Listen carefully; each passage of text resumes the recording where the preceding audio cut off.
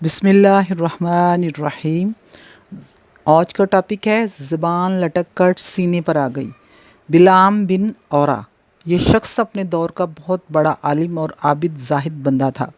इसको इस्म आज़म का भी इल्म था। ये अपनी जगह बैठा हुआ अपनी रूहानियत से अर्श आज़म को देख लिया करता था और बहुत ही मुस्तजाबुद दावत था कि इसकी दुआ में बहुत ज़्यादा कबूलियत हुआ करती थी। इसके शागिर्दों की तादाद भी बहुत ज़्यादा थी। मशहूर ये है कि इसकी दरसगाह में तालिब इल्मों की दवातें 12,000 थीं। जब हज़रत मूसा अलैहिस्सलाम कौम जब्बारीन से जहाद करने के लिए बनी इसराइल के लश्करों को लेकर रवाना हुए तो बिलाम बिन औरा की कौम इसके पास घबराई हुई आई और कहा कि हज़रत मूसा अलैहिस्सलाम बहुत ही बड़ा और नहायत ही ताकतवर लश्कर लेकर हमला आवर होने वाले हैं और वे ये चाहते हैं कि हम लोगों को हमारी ज़मीनों से निकाल कर यह ज़मीन अपनी कौम अपनी बनी इसराइल को दे दें। इसलिए आप हज़रत मूसा अलैहिस्सलाम के लिए ऐसी बद दुआ कर दीजिए कि वो शिकस्त खाकर वापस लौट जाएं। आप चूँकि मुस्तजाबुद दावत हैं इसलिए आपकी दुआ ज़रूर मकबूल हो जाएगी।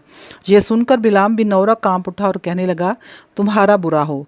खुदा की पनाह, हज़रत मूसा अलैहिस्सलाम अल्लाह के रसूल हैं और इनके लश्कर में मोमनों और फरिश्तों की जमात है।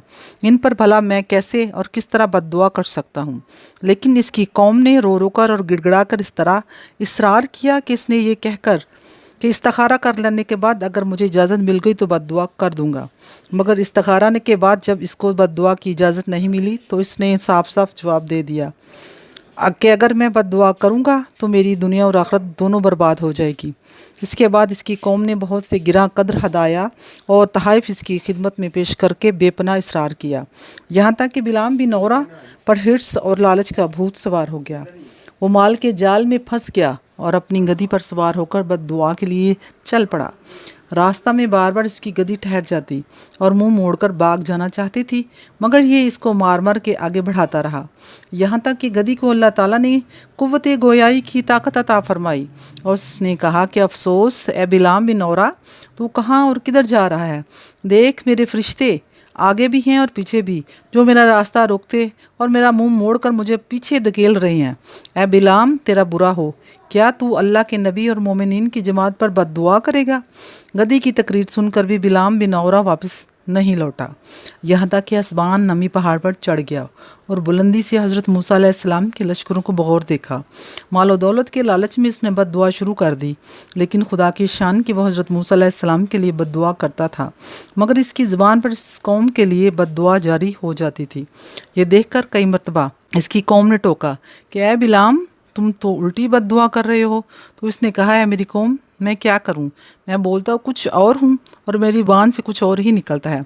फिर अचानक इस पर यह गज़ब इलाही नाजिल हो गया कि नागहां इसकी ज़बान लटक कर इसके सीने पर आ गई। इस वक्त बिलाम बिन औरा ने अपनी कौम से रोकर कहा, अफसोस, मेरी दुनिया और आखिरत दोनों बर्बाद हो गए। मेरा ईमान जाता रहा, मैं कहरो कहार गज़ब में गिरफ्तार हो गया। अब मेरी कोई दुआ कबूल नहीं हो सकती। मगर मैं तुम लोगों को मकर की एक चाल बताता हूँ। तुम लोग ऐसा करो कि शायद हज़रत मूसा अलैहिस्सलाम के लश्करों को शिकस्त हो जाए। तुम लोग हज़ारों खूबसूरत लड़कियों को बेहतरीन पोशाक और जेवरात पहनाकर बनी इसराइल के लश्करों में भेज दो।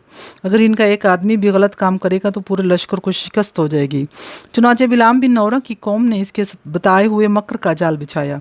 बहुत सी खूबसूरत दुशीज़ा लड़कियों को बनाव संगार करके बनी इसराइल के लश्करों में भेजा, यहाँ तक कि बनी इसराइल का एक रईस एक लड़की के हुस्न जमाल पर फरिफ्ता हो गया और इसको अपनी गोद में उठाकर हज़रत मूसा अलैहिस्सलाम के सामने गया और फतवा पूछा कि अल्लाह के नबी, की औरत मेरे लिए हलाल है या नहीं।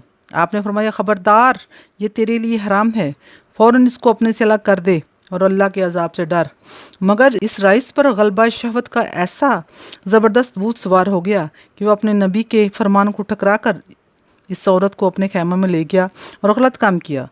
इस गुनाह की नहूसत का ये असर हुआ कि बनी इसराइल के लश्कर में अचानक ताउन फैल गया और घंटे भर में 70,000 आदमी मर गए। सारा लश्कर तत्तर बतर होकर नाकामो नामुराद वापस लौटा, जिसका हज़रत मूसा अलैहिस्सलाम के मुबारक दिल पर बहुत ही गहरा सदमा हुआ। बिलाम बिन औरा पहाड़ से उतरकर मरदूदे बार गया ही इलाही हो गया।